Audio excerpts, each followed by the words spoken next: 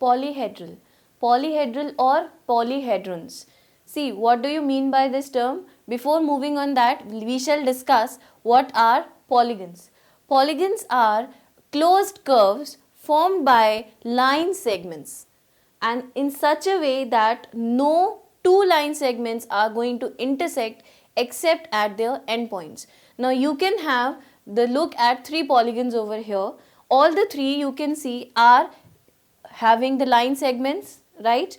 But these line segments are intersecting only at vertices. They are not intersecting at any other point other than vertices. That means all the three are polygons. Now what are polyhedrons? Polyhedron is a solid shape bounded by polygon and is called a polyhedron. Now you can have different polyhedrons. Say for example cuboid. We can have a look at this cube. This contains many squares, or you can say many polygons combined together to form a cube. Whereas a cuboid is having many squares as well as rectangles, both of them together combined to give you a cuboid. Now some solids that are not polyhedrons. Can you think of any such examples? Yes, there are many examples, such as a cone, a cylinder and a sphere. All three of them are not considered polyhedrons. Can you think of the reason why so? See, all of them are having their own line segments, but still they are not considered in the category of polyhedron. Reason being, they are containing a circle in the shape. See, a cylinder is having two circles and sphere is having one circle, whereas a cone is also having one circle.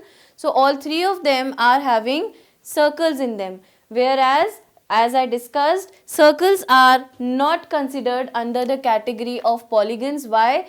Because polygons are made up of line segments, whereas if you see a circle is not having any line segment. That means a circle is not considered in the category of polygon.